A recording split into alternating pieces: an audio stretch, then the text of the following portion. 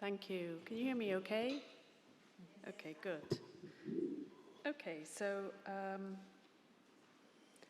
I don't have any financial conflicts of interest, but I do feel that I do need to say up front that I am the developer of the Genetic Counselling Outcome Scale, so maybe this is an opportunity to promote it, so I feel I should declare that.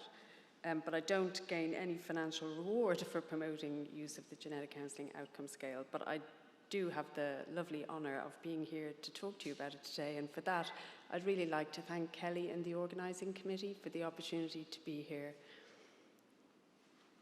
Okay, so what am I going to cover today? I'm going to say a little bit about the background to the work that led to the Genetic Counselling Outcome Scale by talking about a systematic review we did of outcome measures that had at that time been used to evaluate genetic counselling. I'll say a little bit about what the Genetic Counselling Outcome Scale is, what its properties are, the translations that have been done, some of the ways in which it's been used over the last 10 years, and then I'll talk about some issues with the Genetic Counselling Outcome Scale and why we moved on to develop a shorter scale, and a little bit about what maybe some of the next steps could be. So, I worked with a team at NowGen, which was the Northwest Genetics Knowledge Park in Manchester. As part of a I worked as part of a team looking at evaluation of clinical genetic services. And my colleague Catherine Payne, who's a health economist, led on one arm of that work, which was a systematic review of validated measures that had been used at that time, and we started this work in about 2003 or 2004. And what Catherine found when she did this review was that at that time there had been 67 validated measures used or developed to evaluate clinical genetic services. 30 of those had been developed specifically for use in genetics, and 37 of them were generic measures of things like anxiety, cancer worry, etc. And of those 67, 46 had been used and reported in just one paper, and only 21 had been used more than once, which I think gives an idea of how much confusion there was at that time about the best way to measure outcomes. And most of the outcome measures had been used in studies that evaluated clinical genetic services for inherited cancers. So at the same time that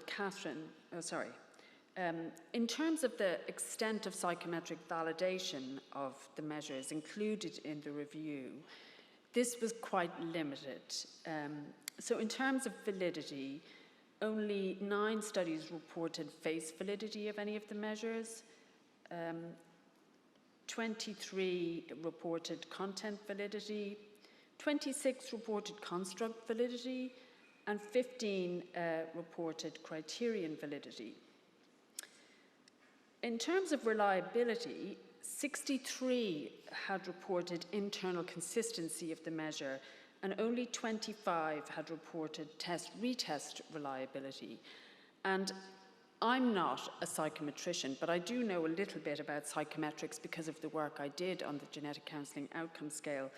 And from my limited knowledge of psychometrics, my view is that internal consistency reliability is a far less useful property of an outcome measure than test-retest reliability, because all that internal consistency measures is how similar the items in a questionnaire are. So if you create a questionnaire with 10 different versions of the same question, you'll get a very high internal consistency score. Whereas what test-retest reliability assesses is whether you get the same score if the underlying thing that you're measuring hasn't changed, which seems to me a much more important property of an outcome measure than internal consistency reliability. Also quite worrying was the fact that only 5 studies reported sensitivity to change of any of the measures. And again, to me, this is a really important property of an outcome measure, because if you can't demonstrate that your outcome measure can pick up any change that's occurred, how do you know it's useful as an outcome measure? So I thought that was quite worrying. And also only 2 studies had reported on interpretability of the outcome measure. So at the same time that Catherine was doing the systematic review, I led on some qualitative research looking at what were the valued outcomes from clinical genetic services. And this was quite an extensive qualitative research study involving both focus groups and interviews with patients of clinical genetic services, representatives from patient support groups, as well as service providers. And the findings were summarized in a model which I called the model of empowerment. Now, at that time, which was, again, probably around 2007, I coined the term empowerment for this, and at that point, it hadn't really become a buzzword in healthcare. So my definition of empowerment might differ from other people's definition of empowerment. But in terms of what it encapsulates relating to valued outcomes from genetic counselling and clinical genetic services, it comprised 5 dimensions. And the first of these is decisional control, which is feeling able to make important life decisions about the genetic condition in the family. The second is cognitive control, which reflects having a satisfactory understanding of the cause of the condition in the family. Behavioral control reflects feeling able to do something about the condition in the family, take some action. The 4th dimension was hope for the future, and that could be hope for your own future or hope for the future of your children and future descendants. And finally, emotional regulation, which is about feeling able to manage your feelings about having a genetic condition in the family. And so the next task then, when we looked at what Catherine had found in the systematic review, we wondered whether it would be possible to develop an outcome measure that would capture empowerment. And I was lucky enough to be able to get some funding from the Medical Research Council to enable me to conduct a study to, first of all, learn how to do this, and secondly, actually do it. And so the outcome of 3 years of my life was this 1-page questionnaire called the Genetic Counselling Outcome Scale, which includes 24 items. And some of you may already be familiar with it. And in terms of the psychometric properties of the Genetic Counselling Outcome Scale, we did a test-retest reliability study so we had 64 members of patient support groups for genetic conditions complete the questionnaire at 2 time points separated by 2 to 4 weeks and found a correlation of 0.86. We also looked at internal consistency and found a Cronbach's alpha of 0.87. And for those of you not familiar with psychometrics, these are good reliability statistics, because reliabilities should be between 0.6 and 0.9. We also looked at responsiveness or sensitivity to change. And as far as I remember, this was with a sample of about 230 patients of clinical genetic services who completed the Genetic Counselling Outcome Scale before and after using the service. And we found a statistically significant improvement in scores after clinic attendance, with an effect size of 0.7, which is a medium to large effect size. We also assessed construct validity by testing some hypotheses about how scores on the Genetic Counselling Outcome Scale compared with scores on other measures, and found good construct validity. And we also found no floor or ceiling effects. So in terms of translations of the Genetic Counselling Outcome Scale, there are a few of these published already, and with the teams that I had the opportunity to work with, I tried to encourage them all to use international standards for translation and cross-cultural adaptation of questionnaires. And this involves doing two independent forward translations, which are done by people who are native speakers of the target language, and then they agree together on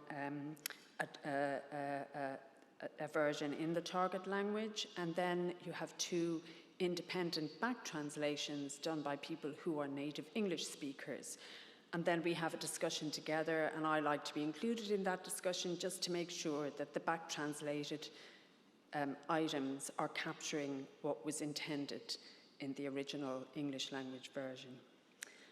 So the Danish translation was the first one that was published in 2017.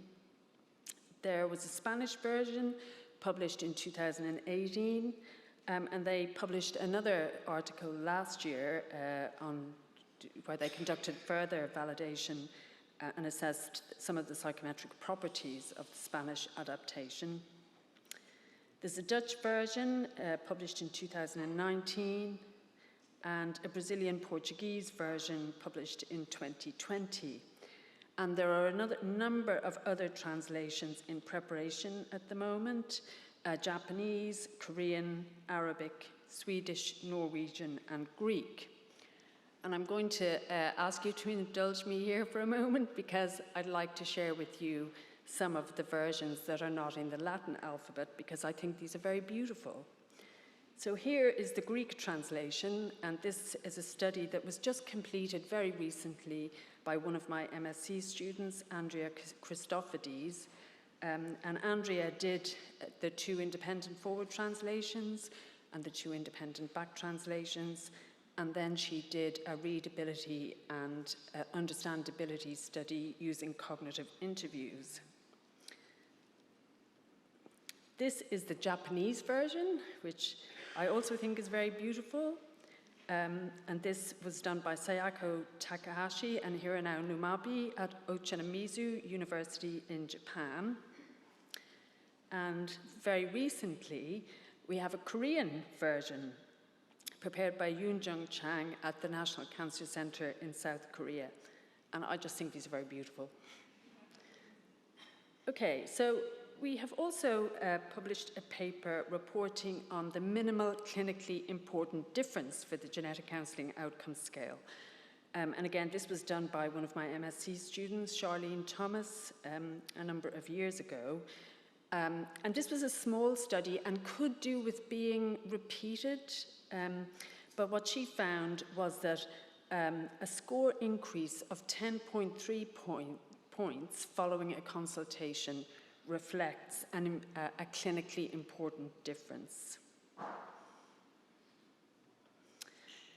In terms of the uses of the genetic counselling outcome scale, in about 2012, 2013, we did a pilot study in a few of the genetic centres in the UK, where, this was done in fairly small sample sizes.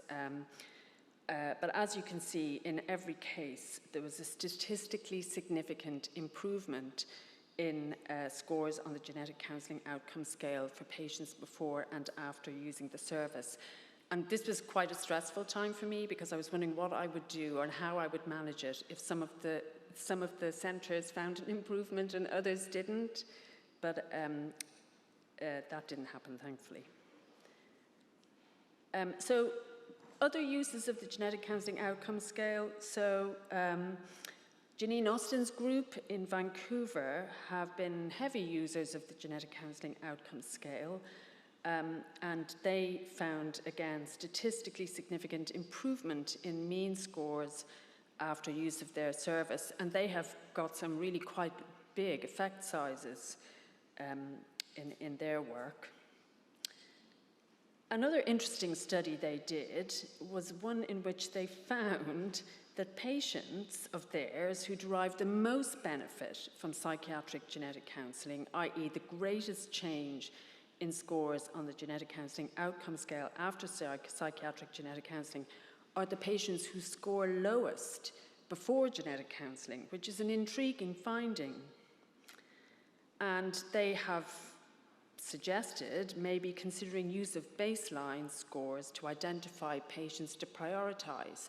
And the other interesting way in which they use the genetic counselling outcome scale is that they ask patients to complete it while they're in the waiting room, and then the patient brings their completed questionnaire into the clinic room, and the genetic counsellor uses their responses to tailor their genetic counselling to where the patients look like they may need the most help, which I think is also a very interesting use of the genetic counselling outcome scale. It's also been used in cardiovascular genetic counselling, and again, this study found, again, a statistically significant improvement in mean scores with a large effect size. So the North Americans seem to be getting larger effect sizes than we are in the UK. And we've used it quite often in the UK, and we always do get a good effect size, but never quite as big as the North Americans do. We also looked at whether genetic counselling outcome scale scores could be used for quality improvement. And so in one study, we looked at the mean difference in individual items on the questionnaire, and this slide shows the navy bars are where the change is statistically significant, and the orange bars are where the change is not statistically significant. And perhaps a pure psychometrician would say that's not a good way of using an outcome measure, but it was what we chose to do in this particular study. And what it seemed to demonstrate was that we are doing well at improving patients' understanding of the condition and their understanding of implications for themselves and specified relatives. We're also good at improving their knowledge of where to seek further help and helping them have hope and be able to make plans for the future, but that we're doing less well at improving patients' feelings of distress, guilt, and powerlessness. And one of the suggestions that we made was perhaps to have some brief interventions therapy training for genetic counsellors. It's also been used in cancer genetics in Singapore, where they also found, interestingly, greater improvement in cognitive domains captured by GCOS 24 than emotional domains. And they speculated that this may reflect that emotional domains are particularly intractable, and suggested greater emphasis on using counselling skills in genetic counselling practice, as this could improve patient outcomes. Now, you can make up your own mind about this, but my view is that together these studies demonstrate that in many varied clinical and international contexts, GCOS 24 can be used to measure patient outcomes effectively and to demonstrate that services are providing measurable benefits to the patients they serve. But there are some issues with the GCOS 24. Now, firstly, it can't be used outside the context of clinical genetic services because 3 items mention clinical genetic services. And of course, this work was done before the mainstreaming agenda had really taken hold in the UK. And also 24 items, well, maybe that's not too much of a respondent burden, but there are shorter questionnaires that don't have 24 items, and maybe we could capture the same thing with a shorter questionnaire. But a significant shortcoming is that it produces a substantial number of response permutations, which limits its use, or really means it can't be used in economic evaluations. So we planned a study to develop a 6-item form of the genetic counselling outcome scale. And the approach was to, first of all, conduct some qualitative cognitive interviews to explore the relevance of the existing items from the perspective of the target population. And then we wanted to analyse an existing data set of GCOS 24 responses using item response theory methods to look at item discrimination, and then combine the results from the 2 phases to inform item selection for the short form using the RASH model. So phase 1 involved 10 cognitive interviews with individuals affected by or at risk for a genetic condition recruited from patient support groups. And as I've said, phase 2 was reanalysis of an existing data set. And so these were the characteristics of the patients included in the interview study. And This slide shows the highly valued items that emerged from the analysis of the interviews. And this is just another way of showing the same thing. So these were the items that at that point looked like they were the ones that were still in the running for the short form after the interviews. So I'm not an expert on item response theory, and we did have an expert on the team, thankfully. But what I can tell you is that let me see which is on your left, the one on your left, these are item characteristic curves, and what you're looking for are items that display properties like the one on the left, where you're seeing a number of peaks, whereas the one on the right, which is item 22, is not showing good item characteristics. So if you were choosing between the two, you'd choose item 15 rather than item 22. Then you also look at item information curves to see how much information you're getting from each item. And if you were comparing these 4 items, item 4, item 11, and item 21, the one you would want to choose is item 4 because it's got the highest peak, which means it's giving the most information. And so following the RASH analysis, we looked at different combinations of the items that were left in the mix, and I've highlighted in green the selection that we made. Sorry, I'll just skip that one. And this was the final questionnaire that we developed, the short form, and it's got 6 items, and what we found was that the 6-item form, which we called the genomics outcome scale, and the reason for that is because we didn't want the genetic counselling outcome scale kind of suggests can only be used in genetic counselling, whereas we think it can be used in other contexts as well. And it was also in response to a peer review comment. We also found that correlation between the long and the short form is high, which suggests that the short form maintains the ability of the long form to capture empowerment, but provides a less burdensome scale for respondents. So we have also done a responsiveness assessment with the genomics outcome scale, in which we had 138 patients complete the short form before and after attendance at the NHS All Wales Medical Genomics Service, and found that the genomics outcome scale shows good sensitivity to change with a medium to large effect size, which is pretty much equivalent to the effect sizes that we had seen with the genetic counselling outcome scale. And that study was published a couple of years ago in the Journal of Genetic Counselling. And so in terms of next steps, I am hoping to persuade an MSc student at some point to do a reliability study with the genomics outcome scale. And it would be really nice at some point to look at developing preference weights to look towards the scale being able to be used in economic evaluations. And I think that's my last slide. Thank you very much.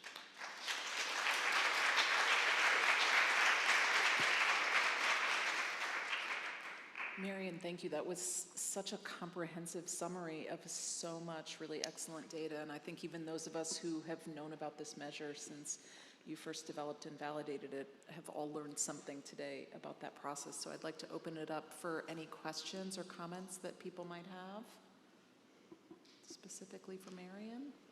Folks online, if you want to put questions in the chat, I'm happy to keep an eye on that as well. Looks like we've got a couple people. Perhaps you can introduce yourself and say where you're from. Maybe sure start thing. one back. Thank you. Hi, Marion. Laura Forrest from Melbourne, from Peter Mac. So, Marion, you mentioned that the study that Janine Austin has done using the GCOS, where they noted that there was a substantial change, particularly for people who scored very low.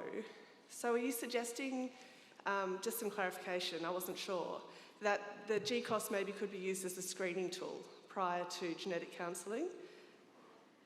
That's the suggestion that they made, yeah. And do you think that would translate, I mean, psychiatric genetic counselling is one area. Do you think that would translate to other areas of genetic counselling? I think we just have to try it and see. Because, you know, I'm using it in a clinical trial where we're using the GPRI, the Genetic Psychosocial Risk Instrument, as the screening tool with the GCOS 24 in a clinical genetic service to evaluate change. So I think I agree, it will be very interesting to see, and I'm wondering if the scores will be correlated between the GPRI and the baseline GCOS. Will your study enable you to look at that? Yes, it will. Excellent. Yeah. Hello, that was a fantastic talk. My name is Ashley Thompson. I'm a genetic counseling student in the United States at Bay Path University. And so I'm about to start my clinical rotations, and I was just wondering if you knew if this tool had been used more as a measure for students who are rotating to see what they need to work on in the clinic with regards to their effectiveness, if that makes sense. I'm not aware that it's been used for that purpose. Do you think it could be? Well, it's hard to say because I don't know how much with individual patients a score tells you a lot about what the genetic counsellor has done for that patient. Right. Because it's really, I mean, the real intention with this questionnaire was to look at groups of patients and to see whether the service is providing benefits as a whole to their patients. And also, if you see one patient and they don't get a big change, how do you interpret that when you haven't got another opportunity to do the same thing with the same patient? Right. And every patient is different? Yeah, of course. I was just wondering if maybe over the course of a student's 20 or 30-day rotation, they'd be seeing, 2 or 3 patients a day, if maybe that could somehow help. I don't know, it's just the idea that I had listening. It seems very interesting. I think one of the complicated things about using outcome measures like this is what they call case mix adjustment, because a patient's own individual circumstances are going to have an influence on how they score before genetic counselling and how they score after genetic counselling, and how you adjust for that is very difficult, I think. Okay, if that makes sense. Yeah, it makes sense. Thanks.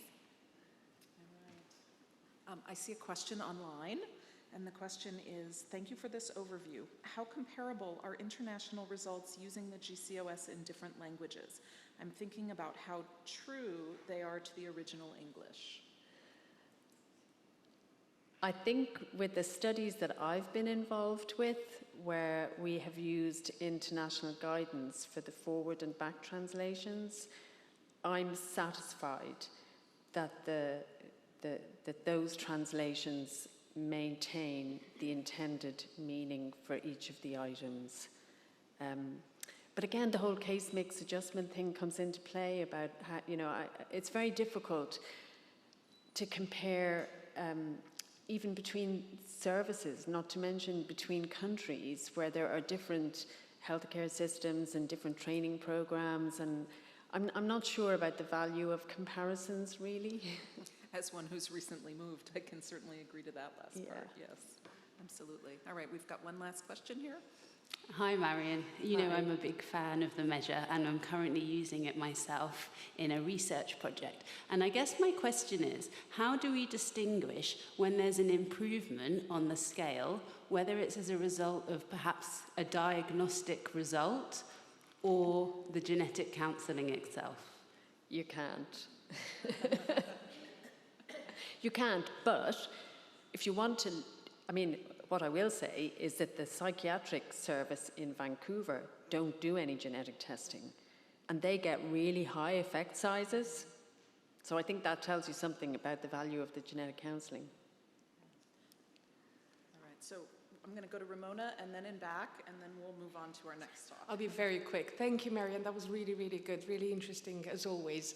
I'll just take this opportunity to ask a quick question about your presentation today. So you did mention, or it's apparent that the impact that we see, it's probably more obvious in terms of knowledge rather than emotional distress. So what I was wondering, do you think that actually says something about the scale, or does that give us an indication about the genetic counselling process and what we actually do in the session? I don't know the answer to that, Ramona, but I do think, I think that it behooves us as genetic counsellors to try to up our game when it comes to dealing with people's, adaptation and their emotional regulation around the condition. Yeah. Thank you. Hi, my name is Carolina. I'm from Umeå University in Sweden. I know there's a colleague that is working on the validation studies in Sweden, so you Rebecca, probably have, yeah. I have contact with her. I was a bit curious in the development from the full GCOS scale to the GOS.